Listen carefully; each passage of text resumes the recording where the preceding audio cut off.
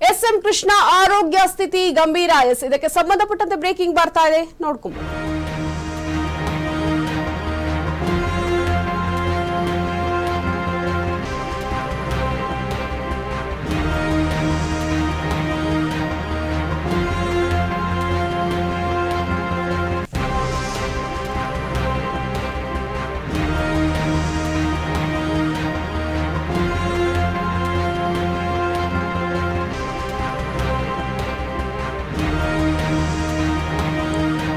S M Krishna ಆರೋಗ್ಯ ಸ್ಥಿತಿ ಗಂಭೀರ ಅಂತ ಹೇಳಲಾಗ್ತಾ ಇದೆ.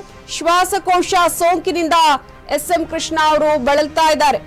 ಮಣಿಪಾಲ್ ಆಸ್ಪತ್ರೆಯಲ್ಲಿ ಹಲವು ದಿನಗಳಿಂದ ಚಿಕಿತ್ಸೆ ಕೂಡ ನಡೀತಾ ಇದೆ. ಆಸ್ಪತ್ರೆಗೆ ಇಂದು ಗಣ್ಯರು ಭೇಟಿ ನೀಡೋ ಸಾಧ್ಯತೆ ಕೂಡ ಇದೆ.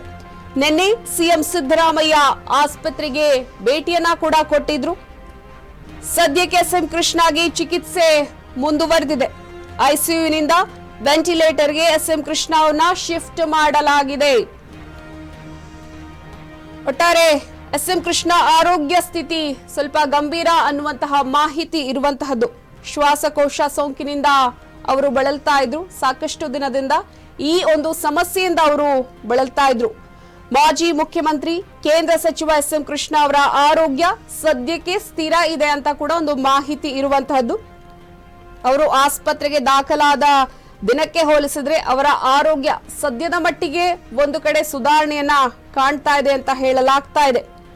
ಮಣಿಪಾಲ್ ಆಸ್ಪತ್ರೆಯಲ್ಲಿ ಹಲವು ದಿನಗಳಿಂದ ಚಿಕಿತ್ಸೆಯನ್ನ ಕೂಡ ಪಡಿತಾ ಇದ್ದಾರೆ.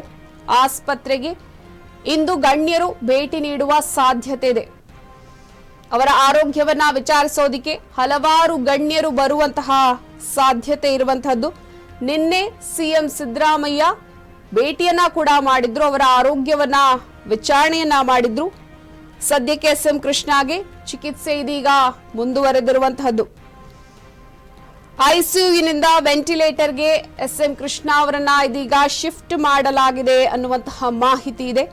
ಎಸ್ಎಂ ಕೃಷ್ಣ ಅವರನ್ನ ಎಐಸಿಸಿ ಅಧ್ಯಕ್ಷ ಮಲ್ಲಿಕಾರ್ಜುನ ಖರ್ಗೆ ಅವರು ಭೇಟಿ ಮಾಡಿ ಆರೋಗ್ಯವನ್ನ ವಿಚಾರಿಸಿದ್ರು.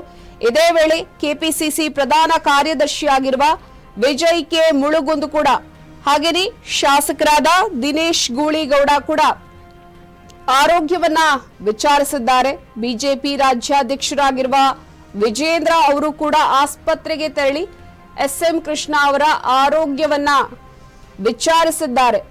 3-4 ದಿನದಲ್ಲಿ ಆಸ್ಪತ್ರೆಯಿಂದ ಬಿಡುಗಡೆಯಾಗುವಂತಹ ನಿರೀಕ್ಷೆ ಕೂಡ ಇದೆ ಅನ್ನುವಂತಹ ಮಾಹಿತಿ ಇದೆ.